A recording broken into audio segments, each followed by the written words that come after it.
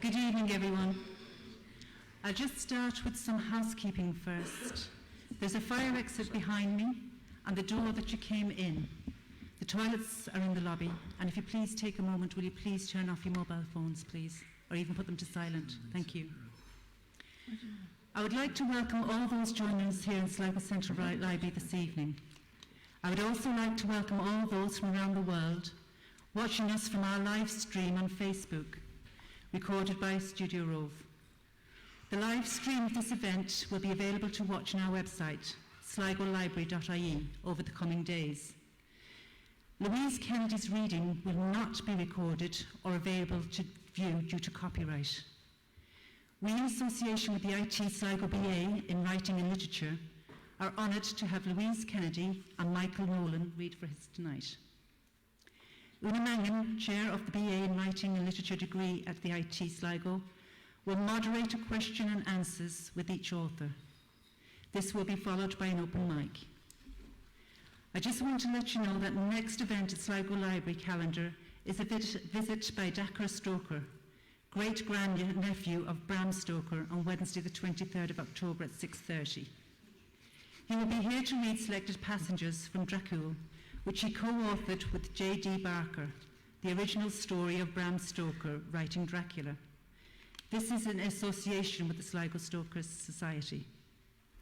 Now, before we start, Tom Sigafus from the Alacant Festival is going to say a few words, and then he will pass over to Una Mangan. Enjoy the evening and have a good night.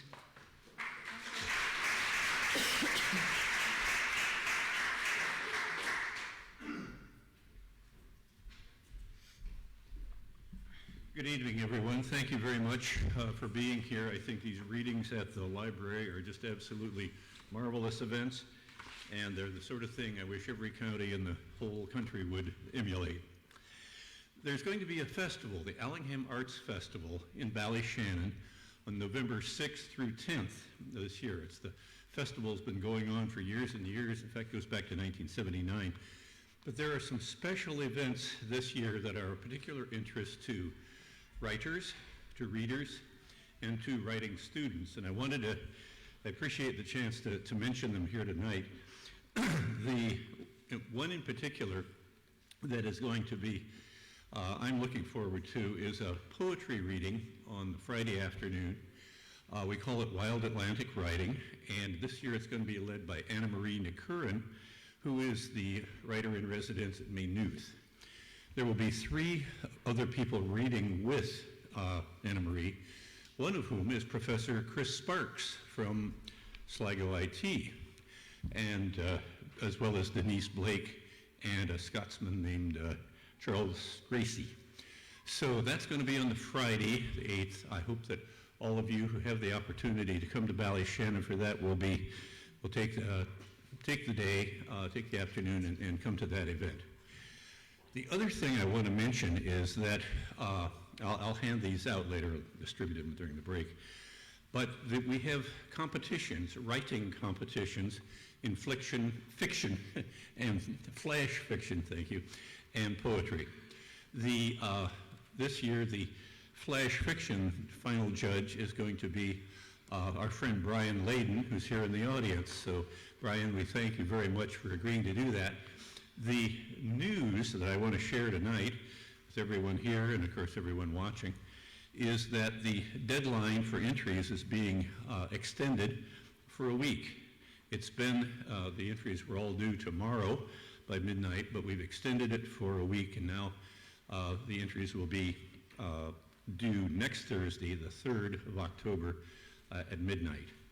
There's also a poetry competition, and the limits there are 40 lines of poetry, 700 words of flash fiction. And I know that the flash fiction has been won by a number of interesting people. Last year it was a person from this program who took the flash fiction prize home. One of the other earlier winners of the flash fiction competition was Una Mangan. And someone else that you may have heard of was Elizabeth Reapy, E.M. Reapy. She's gone on to a great career as a novelist.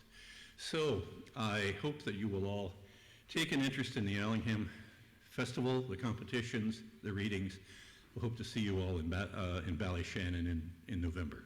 Thank you.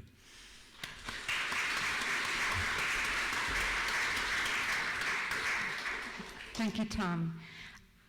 Welcome everyone to the Word, and to Michael Nolan and Louise Kennedy, who are our guests this evening. I want to mention before we start, for those who are watching live, that Louise's story that won't be broadcast live can be downloaded on Audible. If you go online, you can do that. It's my honor to introduce Louise. Louise is originally from Hollywood, County Down, but we'll claim her for Sligo. She's lived here for over 20 years. Her work has been published in Banshee, The Stinging Fly, and her short story, Silhouette, was first published by Michael Nolan in the Tangerine. That story was shortlisted for the Sunday Times Short Story Award, the biggest short story prize in the world, and Louise was just one of the 6 writers to make the short list. Judge Sarah Churchwell described it as a mystery novel in 6,000 words. The texture of that story, its visceral detail, cinematic sensibility, its emotional truth are signature marks of all of her work. She's an extraordinary new talent. Her voice is pithy, funny, and heartbreaking. This is Louise's second time to read at the Word. She read at our very, very first Word. And at that time, she read a story entitled, The End of the World is a Cul-de-sac. That story is also now the title of her debut story collection, which was purchased yesterday along with her novel, can I name that, by Bloomsbury? But I'd like to just...